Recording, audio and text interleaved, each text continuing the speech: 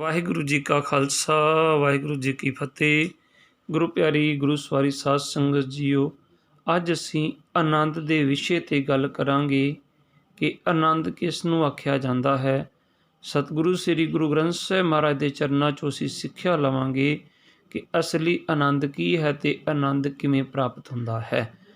ਅੱਜ ਇਨਸਾਨ ਥੋੜ੍ਹੀ ਜਿਹੀ ਗੱਡੀ ਤੇਜ਼ ਚਲਾ ਕੇ, ਕਾਰ ਤੇਜ਼ ਚਲਾ ਕੇ ਜਾਂ ਬਾਈਕ ਚਲਾ ਕੇ ਆਖਦਾ ਬੜਾ ਹੀ ਆਨੰਦ ਆਇਆ, ਜਾਂ ਦੋ ਪ੍ਰਸ਼ਾਦੇ ਛਕ ਕੇ ਇਨਸਾਨ ਕਹਿੰਦਾ ਬੜਾ ਹੀ ਆਨੰਦ ਆ ਗਿਆ, ਜਾਂ ਕਿਸੇ ਮੇਲੇ ਦੇ ਵਿੱਚ ਘੁੰਮ ਕੇ ਆਵੇ ਅਤੇ ਆ ਕੇ ਆਖਦਾ ਬੜਾ ਹੀ ਆਨੰਦ ਆਇਆ। ਪਰ ਅਸਲ ਦੇ ਵਿੱਚ ਆਨੰਦ ਹੈ ਕਿ ਜਪਜੀ ਸਾਹਿਬ ਸ੍ਰੀ ਗੁਰੂ ਗ੍ਰੰਥ ਸਾਹਿਬ ਮਹਾਰਾਜ ਜੀ ਦਾ ਸਾਰ ਹੈ। ਜਪਜੀ ਸਾਹਿਬ ਦੀ ਗੁਰਬਾਣੀ ਦੇ ਵਿੱਚ ਸਤਿਗੁਰੂ ਸ੍ਰੀ ਗੁਰੂ ਨਾਨਕ ਸਾਹਿਬ ਜੀ ਮਹਾਰਾਜ ਸਮਝਾਉਣਾ ਕਰਦੇ ਹਨ, ਤਿੱਥੇ ਨਾਦ ਬਨੋਦ ਕੋਡ ਆਨੰਦ। ਆਨੰਦ ਦੀਆਂ ਤਿੰਨ ਅਵਸਥਾ ਹਨ, ਨਾਦ, ਬਨੋਦ ਅਤੇ ਤੀਸਰੀ ਅਵਸਥਾ ਹੈ ਕੋਡ ਆਨੰਦ। ਜਿਵੇਂ ਇੱਕ ਮਾਂ ਦਾ ਪੁੱਤਰ ਉਸ ਤੋਂ ਵਿਛੜ ਜਾਵੇ, ਵਿਛੜੇ ਨੂੰ ਇੰਨਾ ਲੰਬਾ ਸਮਾਂ ਹੋ ਜਾਵੇ ਕਿ ਉਸ ਮਾਂ ਨੇ ਆਸ ਲਾ ਦਿੱਤੀ ਹੋਵੇ ਕਿ ਮੇਰਾ ਪੁੱਤ ਜਿਉਂਦਾ ਹੈ ਜਾਂ ਨਹੀਂ, ਇਸ ਦੁਨੀਆ ਵਿੱਚ ਕੋਈ ਪਤਾ ਨਹੀਂ ਹੈ। ਜਦੋਂ ਐਸਾ ਸਮਾਂ ਹੋਵੇ, ਜਦੋਂ ਮਾਂ ਆਸ ਲਾ ਬੈਠੀ ਹੋਵੇ, ਉਸ ਸਮੇਂ ਕੋਈ ਆ ਕੇ ਮਾਂ ਦੇ ਕੰਨਾਂ 'ਚ ਆਵਾਜ਼ ਪਾਏ, ਮਾਂ ਤੇਰਾ ਪੁੱਤਰ ਜਿਉਂਦਾ ਹੈ, ਮੈਂ ਉਸ ਨੂੰ ਫਲਾਣੇ ਗੁਰਦੁਆਰਾ ਸਾਹਿਬ ਦੇ ਅੰਦਰ ਫਲਾਣੇ ਗੁਰਧਾਮ 'ਤੇ ਉਹਨੂੰ ਮੈਂ ਆਪ ਸੇਵਾ ਕਰਦਿਆਂ ਤੱਕਿਆ, ਉੱਥੇ ਉਹ ਹੈ। ਜਦੋਂ ਇਹ ਮਾਂ ਗੱਲ ਸੁਣੇਗੀ ਕਿ ਮੇਰਾ ਪੁੱਤ ਜਿਉਂਦਾ ਹੈ, ਉਹ ਮਾਂ ਜਿਸ ਨੇ ਆਪਣੇ ਪੁੱਤਰ ਦੀ ਆਸ ਲਾ ਦਿੱਤੀ ਹੋਵੇਗੀ, ਉਹ ਜਿੰਨੀ ਖੁਸ਼ੀ ਉਸ ਮਾਂ ਨੂੰ ਹੋਈ ਹੋਵੇਗੀ, ਉਹ ਆਨੰਦ ਦੀ ਪਹਿਲੀ ਅਵਸਥਾ ਹੈ ਨਾਦ ਸੁਣਨਾ। ਅਤੇ ਜਦੋਂ ਉਸ ਮਾਂ ਨੂੰ ਬਾਂਹ ਪਕੜ ਕੇ ਉੱਥੇ ਲਿਜਾਇਆ ਜਾਵੇਗਾ ਅਤੇ ਦੂਰੋਂ ਦਿਖਾਇਆ ਜਾਏਗਾ, ਮਾਂ ਉਹ ਦੇਖ ਤੇਰਾ ਪੁੱਤਰ ਸੇਵਾ ਕਰਦਾ ਪਿਆ ਹੈ, ਅਤੇ ਜਦੋਂ ਮਾਂ ਦੂਰੋਂ ਵੇਖ ਕੇ ਆਪਣੇ ਪੁੱਤਰ ਨੂੰ ਪਹਿਚਾਣ ਲਏਗੀ, ਉਹ ਆਨੰਦ ਦੀ ਦੂਸਰੀ ਅਵਸਥਾ ਹੈ ਬਿਨੋਦ। ਕਿਉਂਕਿ ਸੁਣਨ ਦੇ ਨਾਲ ਤੇ ਹੋ ਸਕਦਾ ਹੈ ਵਿਸ਼ਵਾਸ ਨਾ ਆਵੇ ਕਿ ਜੇ ਜਿਉਂਦਾ ਹੁੰਦਾ ਤਾਂ ਇਹਨੇ ਹੁਣ ਤੱਕ ਘਰ ਆ ਜਾਣਾ ਸੀ, ਇੰਨੀ ਦੇਰ ਦਾ ਕਿਉਂ ਨਹੀਂ ਆਇਆ। ਹੋ ਸਕਦਾ ਇਸ ਦੱਸਣ ਵਾਲੇ ਨੂੰ ਭੁਲੇਖਾ ਪਿਆ ਹੋਵੇ, ਪਰ ਫਿਰ ਵੀ ਮੇਰਾ ਪੁੱਤਰ ਜਿਉਂਦਾ ਹੈ ਸੁਣ ਕਰਕੇ ਜਿੰਨੀ ਖੁਸ਼ੀ ਮਾਂ ਨੂੰ ਹੋਈ, ਉਹ ਆਨੰਦ ਦੀ ਪਹਿਲੀ ਅਵਸਥਾ ਸੀ ਨਾਦ। ਜਦੋਂ ਮਾਂ ਨੂੰ ਸਾਹਮਣਿਓਂ ਜਾ ਕੇ ਪੁੱਤਰ ਨੂੰ ਦਿਖਾ ਦਿੱਤਾ ਅਤੇ ਉਹ ਆਨੰਦ ਦੀ ਦੂਸਰੀ ਅਵਸਥਾ ਸੀ ਬਿਨੋਦ। ਅਤੇ ਜਦੋਂ ਮਾਂ ਨੇ ਜਾ ਕੇ ਆਪਣੇ ਪੁੱਤਰ ਨੂੰ ਮਿਲ ਲਿਆ, ਘੁੱਟ ਕੇ ਗਲਵੱਕੜੀ ਵਿੱਚ ਲੈ ਲਿਆ, ਉਹ ਆਨੰਦ ਦੀ ਤੀਸਰੀ ਅਵਸਥਾ ਸੀ ਕੋਡ ਆਨੰਦ। ਜਦੋਂ ਅਸੀਂ ਗੁਰਬਾਣੀ ਦੂਸਰਿਆਂ ਦੇ ਕੋਲੋਂ ਸੁਣਦੇ ਹਾਂ, ਉਦੋਂ ਆਨੰਦ ਦੀ ਉਹ ਪਹਿਲੀ ਅਵਸਥਾ ਹੈ ਨਾਦ। ਅਤੇ ਜਦੋਂ ਅਸੀਂ ਗੁਰਬਾਣੀ ਦੇ ਖੁਦ ਆਪਣੇ ਨੇਤਰਾਂ ਦੇ ਨਾਲ ਦਰਸ਼ਨ ਕਰਦੇ ਹਾਂ, ਜਿਵੇਂ ਮਾਂ ਨੇ ਜਾ ਕੇ ਆਪਣੇ ਪੁੱਤਰ ਨੂੰ ਦੇਖਿਆ ਸੀ, ਉਹ ਜਿਉਂਦਾ ਉਹ ਹੈ, ਜਿੰਨੀ ਖੁਸ਼ੀ ਸੀ, ਉਹ ਆਨੰਦ ਦੀ ਦੂਸਰੀ ਅਵਸਥਾ ਹੈ ਬਿਨੋਦ। ਅਤੇ ਜਦੋਂ ਗੁਰਬਾਣੀ ਸਾਡਾ ਜੀਵਨ ਬਣ ਜਾਵੇ, ਅੰਦਰ ਵਸ ਜਾਵੇ, ਉਹ ਫਿਰ ਆਨੰਦ ਦੀ ਤੀਸਰੀ ਅਵਸਥਾ ਹੈ ਕੋਡ ਆਨੰਦ। ਸਤਿਗੁਰੂ ਸ੍ਰੀ ਗੁਰੂ ਅਮਰਦਾਸ ਪਾਤਸ਼ਾਹ ਜੀ ਮਹਾਰਾਜ ਦੇ ਕੋਲੋਂ ਪੁੱਛੀਏ ਸਤਿਗੁਰ ਆਨੰਦ ਕੀ ਹੈ, ਅਤੇ ਸਾਹਿਬ ਆਨੰਦ ਸਾਹਿਬ ਦੀ ਗੁਰਬਾਣੀ ਦੇ ਵਿੱਚ ਜ਼ਿਕਰ ਕਰਦੇ ਹਨ, ਆਨੰਦ ਆਨੰਦ ਸਭ ਕੋ ਕਹੈ, ਆਨੰਦ ਗੁਰੂ ਤੇ ਜਾਣਿਆ। ਸਾਰੇ ਹੀ ਆਖਦੇ ਹਨ ਆਨੰਦ ਹੈ, ਬੜਾ ਆਨੰਦ ਹੈ, ਪਰ ਅਸਲ ਦੇ ਵਿੱਚ ਆਨੰਦ ਜਿਹੜਾ ਹੈ ਉਹ ਗੁਰੂ ਤੋਂ ਹੀ ਪਤਾ ਲੱਗਦਾ ਹੈ। ਜਾਣਿਆ ਆਨੰਦ ਸਦਾ ਗੁਰ ਤੇ, ਕਿਰਪਾ ਕਰੇ ਪਿਆਰਿਆ। ਜਦੋਂ ਉਹ ਗੁਰੂ ਪਿਆਰਾ ਕਿਰਪਾ ਕਰ ਦੇਵੇ, ਉਦੋਂ ਗੁਰੂ ਤੋਂ ਹੀ ਸਾਨੂੰ ਅਸਲ ਦੇ ਵਿੱਚ ਆਨੰਦ ਦਾ ਪਤਾ ਲੱਗਦਾ ਹੈ ਕਿ ਆਨੰਦ ਕੀ ਹੈ। ਕਰ ਕਿਰਪਾ ਕਿਲ ਵਿਖ ਕਟੇ, ਗਿਆਨ ਅੰਜਨ ਸਾਰਿਆ। ਜਦੋਂ ਗੁਰੂ ਕਿਰਪਾ ਕਰ ਦੇਵੇ, ਉਹ ਸਾਰੇ ਬੱਜਰ ਪਾਪਾਂ ਨੂੰ ਕੱਟ ਦੇਵੇ, ਅਤੇ ਉਹ ਨੇਤਰਾਂ ਦੇ ਵਿੱਚ ਗਿਆਨ ਰੂਪੀ ਸੁਰਮਾ ਜਿਹੜਾ ਉਹ ਗੁਰੂ ਪਾ ਦਿੰਦਾ ਹੈ, ਉਹ ਗਿਆਨ ਦੀਆਂ ਦਾਤਾਂ ਵੀ ਬਖਸ਼ਿਸ਼ ਕਰ ਦਿੰਦਾ ਹੈ। ਅੰਦਰੋਂ ਜਿਨ ਕਾ ਮੋਹ ਟੁਟਾ, ਤਿਨ ਕਾ ਸ਼ਬਦ ਸੱਚੇ ਸਵਾਰਿਆ। ਜਿਸ ਦਾ ਅੰਦਰੋਂ ਮਾਇਆ ਦੇ ਨਾਲੋਂ ਮੋਹ ਟੁੱਟ ਜਾਂਦਾ ਹੈ, ਪਰਮਾਤਮਾ ਫਿਰ ਉਸ 'ਤੇ ਕਿਰਪਾ ਕਰਦਾ ਹੈ, ਉਸ ਦੇ ਬੋਲਾਂ ਦੇ ਵਿੱਚ ਹੀ ਮਿਠਾਸ ਭਰ ਦਿੰਦਾ ਹੈ। ਅੰਦਰੋਂ ਜਿਨ ਕਾ ਮੋਹ ਟੁੱਟਾ, ਤਿਨ ਕਾ ਸ਼ਬਦ ਸੱਚੇ ਸਵਾਰਿਆ। ਮੈਂ ਇੱਥੇ ਥੋੜ੍ਹਾ ਜਿਹਾ ਵਿਸ਼ੇ ਤੋਂ ਹਟ ਕੇ ਆਪ ਜੀ ਦੇ ਨਾਲ ਇੱਕ ਵਿਚਾਰ ਕਰਾਂ ਕਿ ਮਾਇਆ ਦੇ ਨਾਲੋਂ ਮੋਹ ਟੁੱਟਣਾ। ਹੁਣ ਕੀ ਕਵਾਂਗੇ, ਸਿੱਖ ਨੂੰ ਮਾਇਆ ਦੀ ਲੋੜ ਨਹੀਂ ਹੈ। ਮਾਇਆ ਅਸਲ ਵਿੱਚ ਕਿਹਾ ਕਿਸ ਨੂੰ ਜਾਂਦਾ? ਇਕੱਲੇ ਮਾਇਆ ਪੈਸਿਆਂ ਨੂੰ ਨਹੀਂ ਆਖਿਆ ਜਾਂਦਾ। ਸਤਿਗੁਰੂ ਸ੍ਰੀ ਗੁਰੂ ਅਮਰਦਾਸ ਪਾਤਸ਼ਾਹ ਜੀ ਸਮਝਾਉਣਾ ਕਰਦੇ ਹਨ, ਇਹ ਮਾਇਆ ਚਿਤ ਹਰ ਵਿਸਰੈ, ਮੋਹ ਉਪਜੇ ਭਾਉ ਦੂਜਾ ਲਾਇਆ। ਉਹ ਹਰ ਵਸਤੂ ਮਾਇਆ ਹੈ ਜਿਹੜੀ ਆਪਣੇ ਨਾਲ ਜੋੜ ਲਵੇ ਤੇ ਪਰਮਾਤਮਾ ਨਾਲੋਂ ਤੋੜ ਦੇਵੇ। ਘਰ ਵਿੱਚ ਔਲਾਦ ਨਹੀਂ ਸੀ, ਰੋਜ਼ ਗੁਰੂ ਘਰ ਜਾਂਦਾ ਸੀ, ਰੋਜ਼ ਸੇਵਾ ਕਰਦਾ ਸੀ, ਰੋਜ਼ ਗੁਰਬਾਣੀ ਪੜ੍ਹਦਾ ਸੀ। ਅੱਜ ਪਰਮਾਤਮਾ ਨੇ ਪੁੱਤਰ ਦੀ ਦਾਤ ਦੇ ਦਿੱਤੀ। ਉਸ ਪੁੱਤਰ ਨਾਲ ਇੰਨਾ ਕੁ ਮੋਹ ਲੱਗ ਗਿਆ, ਗੁਰਬਾਣੀ ਪੜ੍ਹਨੀ ਭੁੱਲ ਗਈ, ਗੁਰੂ ਘਰ ਜਾਣਾ ਛੱਡ ਦਿੱਤਾ।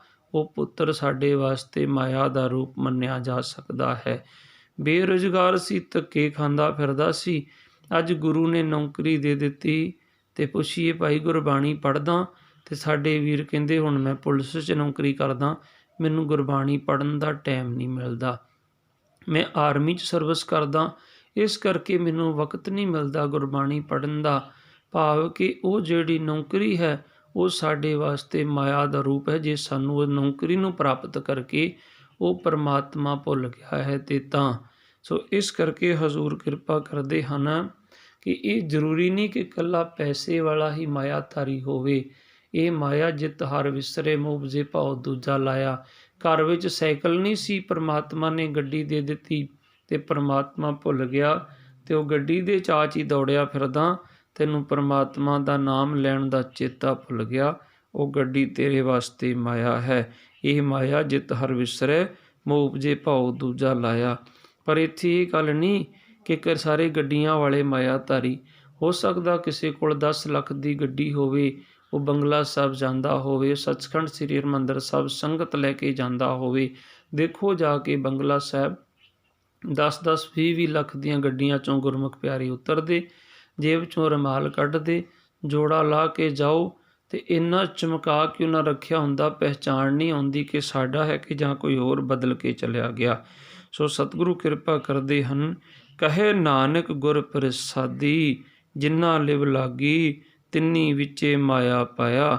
ਜਿਸ ਤੇ ਗੁਰੂ ਕਿਰਪਾ ਕਰੇ ਨਾ, ਉਹਨੇ ਮਾਇਆ ਦੇ ਵਿੱਚ ਰਹਿੰਦਿਆਂ ਹੋਇਆਂ ਹੀ ਆਨੰਦ ਨੂੰ ਤੇ ਉਹ ਆਨੰਦ ਦੇ ਮਾਲਕ ਪਰਮਾਤਮਾ ਨੂੰ ਪਾ ਲਿਆ ਹੈ, ਪ੍ਰਾਪਤ ਕਰ ਲਿਆ ਹੈ। ਸੋ ਆਨੰਦ ਅੰਦਰੋਂ ਜਿਨ ਕਾ ਮੋਹ ਟੁੱਟਾ, ਤਿਨ ਕਾ ਸ਼ਬਦ ਸੱਚੇ ਸਵਾਰਿਆ। ਅੰਦਰੋਂ ਜਿਨ੍ਹਾਂ ਦਾ ਮਾਇਆ ਦੇ ਨਾਲੋਂ ਮੋਹ ਟੁੱਟ ਗਿਆ ਹੈ, ਭਾਵ ਕਿ ਮਾਇਆ ਦੇ ਵਿੱਚ ਰਹਿੰਦਿਆਂ ਹੋਇਆਂ ਵੀ ਨਿਰਲੇਪ ਰਹਿਣਾ ਹੈ। ਜੈਸੇ ਜਲ ਮੇਂ ਕਮਲ ਅਲੇਪ, ਜਿਸ ਤਰ੍ਹਾਂ ਜਲ ਦੇ ਵਿੱਚ ਕਮਲ ਦਾ ਫੁੱਲ ਹੈ। ਕਹੇ ਨਾਨਕ ਇਹੋ ਆਨੰਦ ਹੈ, ਆਨੰਦ ਗੁਰ ਤੇ ਜਾਣਿਆ। ਅਸਲ ਦੇ ਵਿੱਚ ਗੁਰੂ ਅਮਰਦਾਸ ਪਾਤਸ਼ਾਹ ਆਖਦੇ ਇਹੀ ਆਨੰਦ ਹੈ। ਕਹੇ ਨਾਨਕ ਇਹੋ ਆਨੰਦ ਹੈ, ਆਨੰਦ ਗੁਰ ਤੇ ਜਾਣਿਆ। ਪਰ ਆਨੰਦ ਗੁਰੂ ਤੋਂ ਸਮਝ ਪੈਂਦੀ ਹੈ। 8ਵੀਂ ਪੌੜੀ ਦੇ ਵਿੱਚ ਗੁਰੂ ਅਮਰਦਾਸ ਪਾਤਸ਼ਾਹ ਜੀ ਫਿਰ ਕਿਰਪਾ ਕਰਦੇ ਹਨ, ਬਾਬਾ ਜਿਸ ਤੂੰ ਦੇ ਸੋਈ ਜਨ ਪਾਵੈ। ਹੇ ਬਾਬਾ, ਜਿਸ ਤੇ ਤੂੰ ਕਿਰਪਾ ਕਰਕੇ ਆਨੰਦ ਦੀ ਦਾਤ ਦੇਵੇ ਉਹੀ ਪ੍ਰਾਪਤ ਕਰ ਸਕਦਾ ਹੈ। ਆਪਣੀ ਮਰਜ਼ੀ ਨਾਲ ਕੋਈ ਜੀਵ ਇਹ ਆਨੰਦ ਦੀ ਅਵਸਥਾ ਨੂੰ ਪ੍ਰਾਪਤ ਨਹੀਂ ਕਰ ਸਕਦਾ। ਪਾਵੇ ਤਾਂ ਸੋ ਜਨ ਦੇ ਜਿਸ ਨੂੰ ਹੋਰ ਕਿਆ ਕਰੇ ਵਿਚਾਰਿਆ। ਉਹੀ ਦਾਤਾ ਇਸ ਆਨੰਦ ਦੀ ਅਵਸਥਾ ਨੂੰ ਪਾਉਂਦਾ ਜਿਹਨੂੰ ਤੂੰ ਬਖਸ਼ਿਸ਼ ਕਰਕੇ ਦੇ ਦੇਵੇਂ। ਹੋਰ ਵਿਚਾਰਾ ਕੋਈ ਕੀ ਕਰ ਸਕਦਾ ਹੈ। ਇੱਕ ਭਰਮ ਭੁੱਲੇ ਫਿਰੇ ਦਹਿ ਦਿਸ, ਇੱਕ ਨਾਮ ਲਾਗ ਸਵਾਰਿਆ। ਇੱਕ ਭਰਮਾਂ ਦੇ ਵਿੱਚ ਭੁੱਲੇ ਫਿਰਦੇ ਹਨ, ਇੱਕ ਇਹਨਾਂ ਨੇ ਨਾਮ ਨਾਲ ਲੱਗ ਕਰਕੇ ਆਪਣਾ ਜੀਵਨ ਸਵਾਰ ਲਿਆ ਹੈ। ਗੁਰ ਪ੍ਰਸਾਦੀ ਮਨ ਭਇਆ ਨਿਰਮਲ, ਜਿਨ੍ਹਾਂ ਪਾਣਾ ਪਾਵੇ। ਗੁਰੂ ਦੀ ਕਿਰਪਾ ਦੇ ਨਾਲ ਗੁਰ ਪ੍ਰਸਾਦੀ ਮਨ ਭਇਆ ਨਿਰਮਲ, ਜਿਨ੍ਹਾਂ ਦਾ ਅੰਦਰੋਂ ਨਿਰਮਲ ਹਿਰਦਾ ਹੋ ਗਿਆ ਹੈ। ਜਿਨ੍ਹਾਂ ਭਾਣਾ ਪਾਵੇ, ਜਿਨ੍ਹਾਂ ਨੂੰ ਉਸ ਮਾਲਕ ਦੇ ਭਾਣੇ ਦੀ ਸੋਝੀ ਪੈ ਗਈ ਹੈ, ਜਿਸ ਤੇ ਗੁਰੂ ਦੀ ਕਿਰਪਾ ਹੋ ਗਈ। ਕਹੇ ਨਾਨਕ ਜਿਸ ਦੇ ਪਿਆਰੇ, ਸੋਈ ਜਨ ਪਾਵੇ। ਜਿਸ ਨੂੰ ਹੇ ਪਿਆਰੇ ਤੂੰ ਇਹ ਦਾਤ ਦੇਵੇਂ, ਉਹੀ ਪ੍ਰਾਪਤ ਕਰ ਸਕਦਾ ਹੈ, ਪਾ ਸਕਦਾ ਹੈ। ਇਸ ਤੋਂ ਅੱਗੇ ਫਿਰ ਗੁਰੂ ਅਮਰਦਾਸ ਪਾਤਸ਼ਾਹ ਜੀ ਸਮਝਾਉਂਦੇ ਹਨ, ਆਵੋ ਸੰਤ ਪਿਆਰਿਓ ਅਕਥ ਕੀ ਕਰੇ ਕਹਾਣੀ। ਆਓ ਸਾਰੇ ਮਿਲ ਕਰਕੇ ਉਸ ਅਕਥ ਦੀ ਕਹਾਣੀ ਨੂੰ ਕਥਨ ਕਰਨਾ ਕਰੀਏ, ਉਸ ਨੂੰ ਬਿਆਨ ਕਰਨਾ ਕਰੀਏ। ਸੋ ਗੁਰਮੁਖ ਪਿਆਰਿਓ, ਅਸਲ ਦੇ ਵਿੱਚ ਆਨੰਦ ਦੀ ਅਵਸਥਾ ਕੀ ਹੈ?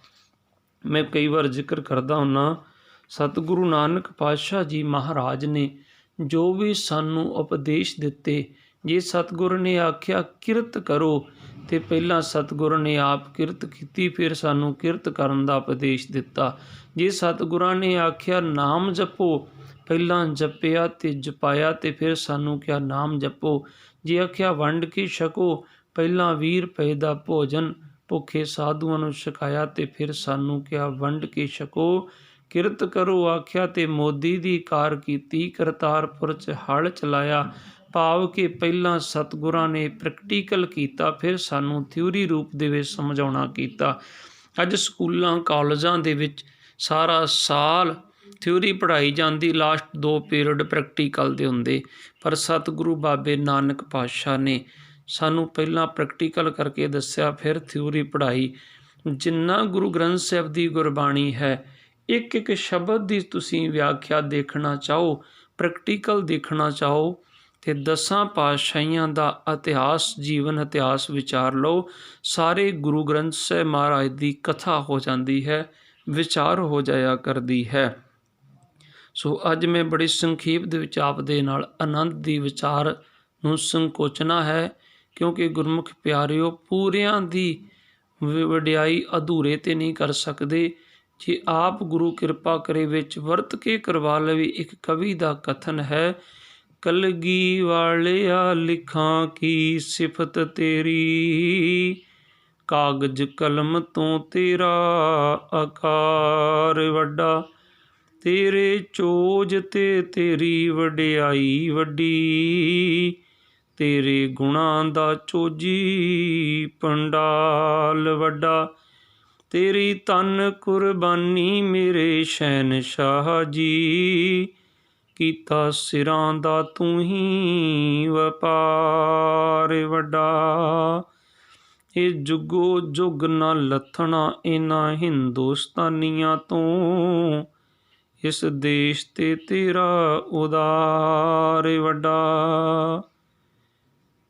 ਗੁਰੂ ਕਲਗੀਧਰ ਪਾਤਸ਼ਾਹ ਦੀ ਵਡਿਆਈ ਕਿਹੜੀ ਕਲਮ ਸੰਪੂਰਨ ਲਿਖ ਸਕਦੀ ਹੋਵੇ, ਕਿਹੜੀ ਜ਼ਬਾਨ ਸੰਪੂਰਨ ਵਡਿਆਈ ਨੂੰ ਕਹਿ ਸਕਦੀ ਹੋਵੇ।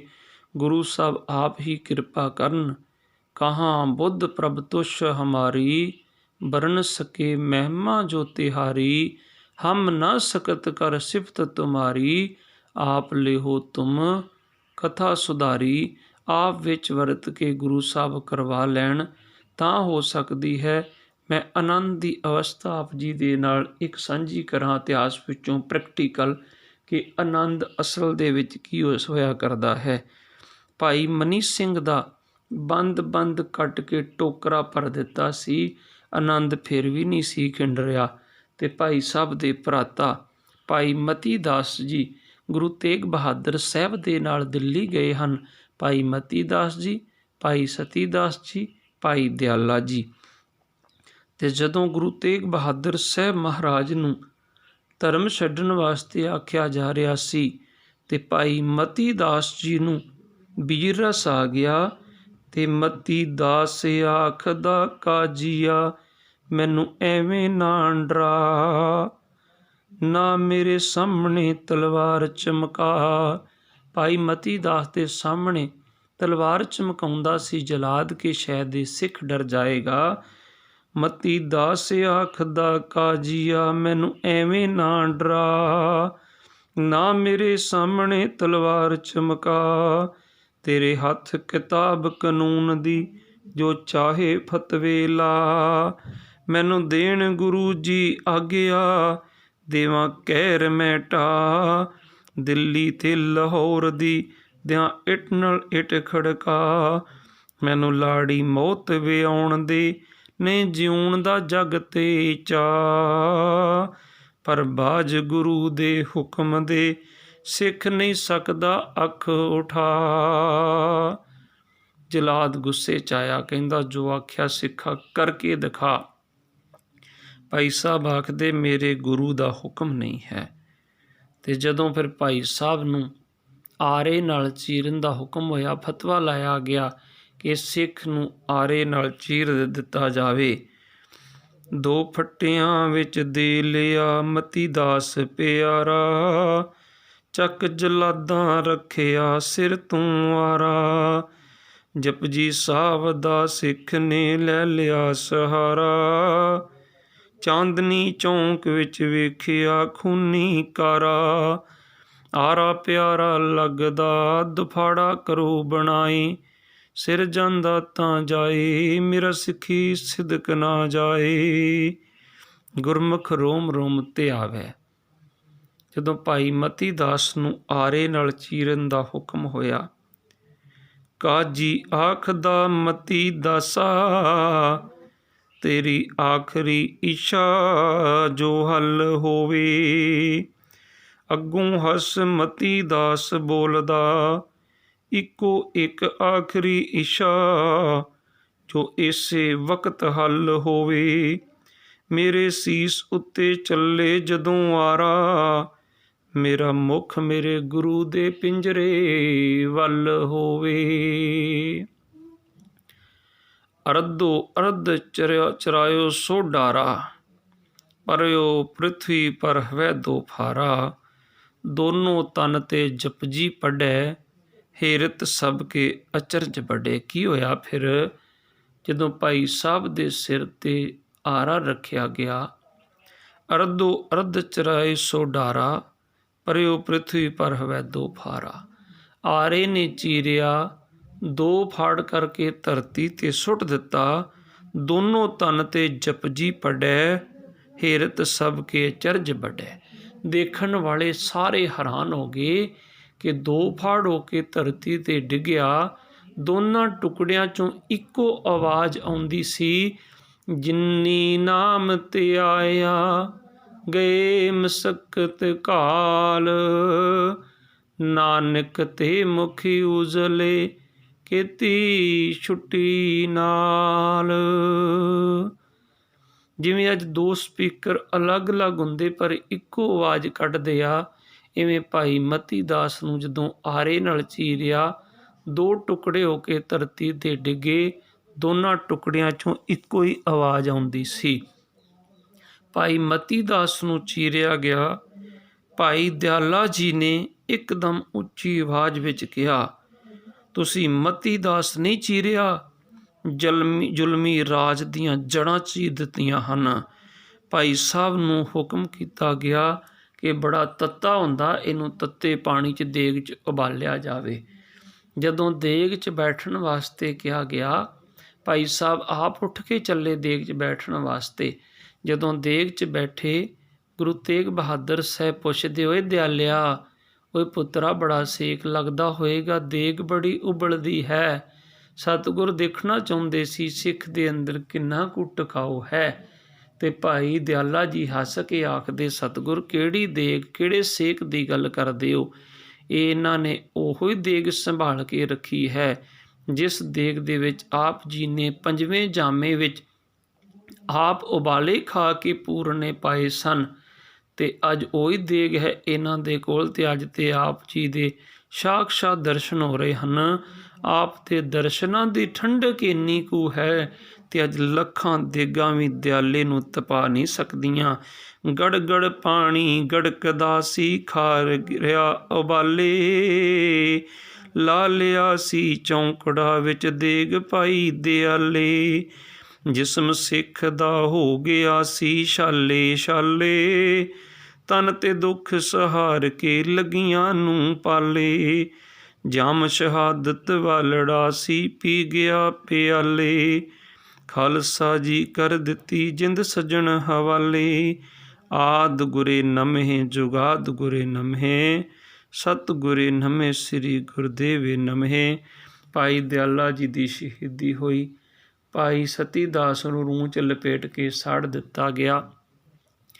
जलाद आया, जलालुद्दीन जलाद ਸ੍ਰੀ ਗੁਰੂ ਤੇਗ ਬਹਾਦਰ ਸਾਹਿਬ ਦੇ ਚਾਰੇ ਪਾਸੇ ਕਿਰਪਾਨ ਕਮਾਉਂਦਾ ਹੈ।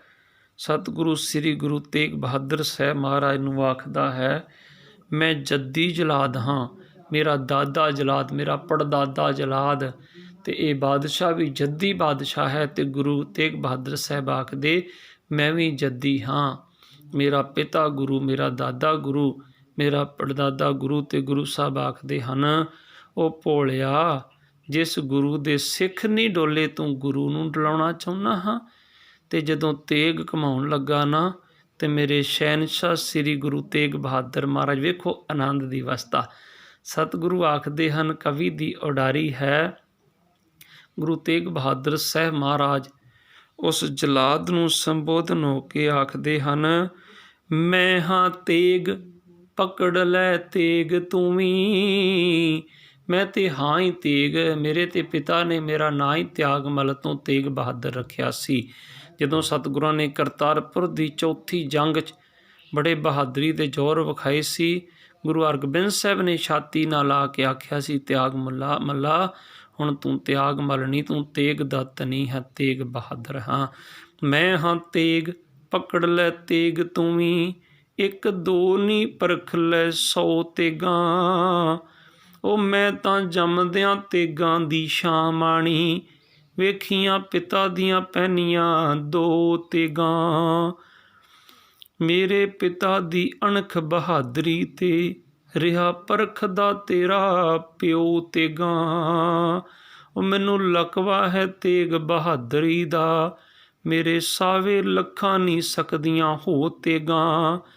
ਅੱਗੇ ਵੇਖ ਲਈ ਆਉਣ ਵਾਲੇ ਭੁੱਖ ਅੰਦਰ, ਮੇਰੇ ਗੋਬਿੰਦ ਨੇ ਵਾਹੁਣੀਆਂ ਉਹ ਤੇਗਾਂ। ਉਹਦੀ ਤੇਗ 'ਚੋਂ ਜਿਹੜੀ ਤੇਗ ਨਿਕਲੂ, ਤੇਰੀਆਂ ਲੱਖਾਂ ਲਹੂਗੀ ਖੋ ਤੇਗਾਂ, ਤੇਰੀਆਂ ਲੱਖਾਂ ਲਹੂਗੀ ਖੋ ਤੇਗਾਂ।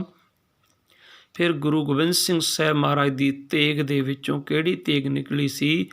ਸਤਿਗੁਰ ਮਹਾਰਾਜ ਨੇ ਤੇਗ ਹੀ ਹਵਾ 'ਚ ਲਹਿਰਾ ਕੇ ਆਖਿਆ ਸੀ ਨਾ, ਸਤਿਗੁਰ ਬਾਜਾਂ ਵਾਲੇ ਨੇ ਅੱਜ ਹੋਏ ਗੁੱਸੇ ਵਿੱਚ ਕਾਲੇ ਨੇ ਸੀ, ਲਿਖ ਰਹੇ ਚਿੱਠੀਆਂ ਪਾਉਣ ਲਈ। ਇੱਕ ਮੁੱਠ ਹੋ ਜੋ ਹਿੰਦੂ ਹਿੰਦ ਦਿਓ, ਭਾਰਤ ਨੂੰ ਸਵਰਗ ਬਣਾਉਣ ਲਈ। ਸਤਿਗੁਰੂ ਗੁਰੂ ਗੋਬਿੰਦ ਸਿੰਘ ਮਹਾਰਾਜ ਨੇ ਤੇਗ ਹੀ ਹਵਾ 'ਚ ਲਹਿਰਾ ਕੇ ਆਖਿਆ ਸੀ, ਮੇਰੀ ਤੇਗ ਬੜੀ ਪਿਆਸੀ ਹੈ, ਇੱਕ ਸਿਰ ਚਾਹੀਦਾ ਹੈ। ਉਸ ਤੇਗ ਵਿੱਚੋਂ ਫਿਰ ਜਿਹੜੀ ਖਾਲਸਾ ਨਾਮੀ ਤੇਗ ਨਿਕਲੀ ਸੀ, ਉਹਦੇ ਸਾਹਮਣੇ ਚੱਪੜ ਚਿੜੀ ਦੇ ਮੈਦਾਨ ਦੇ ਅੰਦਰ ਲੱਖਾਂ ਤੇਗਾਂ ਖੁੰਡੀਆਂ ਹੋ ਗਈਆਂ ਸੀ। ਸੋ ਗੁਰਮੁਖ ਪਿਆਰਿਓ, ਇੰਨੇ ਕੁ ਬਚਨ ਕਰਦੇ ਹੋਏ ਸਮਾਪਤੀ ਹੈ। ਇਹ ਆਪ ਜੀ ਦੇ ਨਾਲ ਮੈਂ ਆਨੰਦ ਦੀ ਅਵਸਥਾ ਦੇ ਪ੍ਰੈਕਟੀਕਲ ਦੀ ਗੱਲ ਕੀਤੀ ਹੈ। ਹੋਰ ਵੀ ਸਾਡੇ ਕੋਲ ਇਤਿਹਾਸ ਦੇ ਵਿੱਚ ਬੜੇ ਪ੍ਰਮਾਣ ਹਨ। ਬਾਬਾ ਬੰਦਾ ਸਿੰਘ ਬਹਾਦਰ ਜਦੋਂ ਛੋਟੇ ਜਿਹੇ 4 ਸਾਲ ਦੇ ਪੁੱਤਰ ਦਾ ਕਲੇਜਾ ਕੱਢਣ ਵਾਸਤੇ ਆਖਿਆ, ਆਨੰਦ ਦੀਆਂ ਅਵਸਥਾ ਦੀ ਮੈਂ ਗੱਲ ਕਰ ਰਿਹਾ। ਬਾਬਾ ਬੰਦਾ ਸਿੰਘ ਬਹਾਦਰ ਨੂੰ ਖੰਜਰ ਫੜਾਇਆ ਗਿਆ, ਆਖਿਆ ਗਿਆ 4 ਸਾਲ ਦੇ ਪੁੱਤਰ ਦਾ ਕਲੇਜਾ ਬਾਹਰ ਕੱਢ। ਤੇ ਬਾਬਾ ਜੀ ਨੇ ਆਖਿਆ, ਇਹ ਬੱਚਾ ਤੇ ਮੇਰਾ ਆਪਣਾ ਹੈ, ਇਹਦੀ ਜਗ੍ਹਾ ਤੁਹਾਡਾ ਹੁੰਦਾ ਮੈਂ ਤਾਂ ਵੀ ਨਹੀਂ ਸੀ ਵਾਰ ਕਰ ਸਕਦਾ, ਕਿਉਂਕਿ ਇਤਿਹਾਸ ਗਵਾਹ ਸੀ। ਕਿਸੇ ਨੇ ਆ ਕੇ ਹਕੂਮਤ ਨੂੰ ਆਖਿਆ ਸੀ, ਬੰਦਾ ਸਿੰਘ ਦਾ ਹਿਰਦਾ ਬੜਾ ਕੋਮਲ ਹੈ। ਮੈਂ ਇਹਦਾ ਇਤਿਹਾਸ ਪੜ੍ਹਿਆ ਹੈ, ਰਜੌਰੀ ਦੀਆਂ ਪਹਾੜੀਆਂ ਦਾ ਰਾਜਪੂਤ ਜੰਪਲ ਹੈ ਲਛਮਣ ਦੇਵ, ਪਰ ਇਹਦੇ ਕੋਲੋਂ ਇੱਕ ਹਿਰਨੀ ਦੇ ਬੱਚਿਆਂ ਦਾ ਦੁੱਖ ਨਹੀਂ ਸੀ ਦੇਖਿਆ ਗਿਆ। ਇਹਦੀ ਕਮਜ਼ੋਰੀ ਹੈ, ਇਹ ਅੱਜ ਆਪਣੇ ਬੱਚੇ ਦਾ ਦੁੱਖ ਨਹੀਂ ਦੇਖ ਸਕੇਗਾ। ਜਦੋਂ ਆਖਿਆ ਬੱਚੇ ਦਾ ਕਲੇਜਾ ਕੱਢ, ਤੇ ਬਾਬਾ ਬੰਦਾ ਸਿੰਘ ਬਹਾਦਰ ਨੇ ਆਖਿਆ, ਮੇਰੇ ਗੁਰੂ ਦਾ ਹੁਕਮ ਹੈ, ਬੱਚੇ 'ਤੇ ਵਾਰ ਨਹੀਂ ਕਰਨਾ, ਔਰਤ 'ਤੇ ਵਾਰ ਨਹੀਂ ਕਰਨਾ, ਬਜ਼ੁਰਗ 'ਤੇ ਵਾਰ ਨਹੀਂ ਕਰਨਾ, ਭੱਜੇ ਜਾਂਦੇ 'ਤੇ ਵਾਰ ਨਹੀਂ ਕਰਨਾ, ਸ਼ਰਨ ਆਏ 'ਤੇ ਵਾਰ ਨਹੀਂ ਕਰਨਾ, ਸ਼ਸਤਰਹੀਣ 'ਤੇ ਵਾਰ ਨਹੀਂ ਕਰਨਾ। ਮੇਰੇ ਗੁਰੂ ਨੇ ਬੱਚਾ ਕਿਹਾ, ਭਾਵੇਂ ਆਪਣਾ ਹੋਵੇ ਭਾਵੇਂ ਦੁਸ਼ਮਣ ਦਾ ਹੋਵੇ, ਮੈਂ ਬੱਚੇ 'ਤੇ ਵਾਰ ਨਹੀਂ ਕਰ ਸਕਦਾ। ਫਿਰ ਬਾਬਾ ਬੰਦਾ ਸਿੰਘ ਬਹਾਦਰ ਦੇ 4 ਸਾਲ ਦੇ ਪੁੱਤਰ ਦਾ ਕਲੇਜਾ ਕੱਢ ਕੇ ਉਹਨਾਂ ਦੇ ਮੂੰਹ ਦੇ ਵਿੱਚ ਤੁੰਨਿਆ ਗਿਆ, ਪਰ ਉਹ ਬਾਬਾ ਬੰਦਾ ਸਿੰਘ ਬਹਾਦਰ ਨੂੰ ਕੋਈ ਸਿੱਖੀ ਸਿਦਕ ਤੋਂ ਡਲਾ ਨਹੀਂ ਸਕਿਆ। ਸੋ ਗੁਰਮੁਖ ਪਿਆਰਿਓ, ਇਹ ਆਨੰਦ ਦੀਆਂ ਅਵਸਥਾ ਹਨ। ਇੰਨੇ ਕੁ ਬਚਨ ਕਰਦੇ ਹੋਏ ਸਮਾਪਤੀ। ਕੋਈ ਬਚਨ ਵੱਧ ਘੱਟ ਬੋਲਿਆ ਗਿਆ ਹੋਵੇ, ਗੁਰੂ ਰੂਪ ਸਾਧ ਸੰਗਤ ਤੇ ਸ੍ਰੀ ਗੁਰੂ ਗ੍ਰੰਥ ਸਾਹਿਬ ਜੀ ਮਹਾਰਾਜ ਬਖਸ਼ਣਯੋਗ ਹਨ। ਵਾਹਿਗੁਰੂ ਜੀ ਕਾ ਖਾਲਸਾ, ਵਾਹਿਗੁਰੂ ਜੀ ਕੀ ਫਤਿਹ।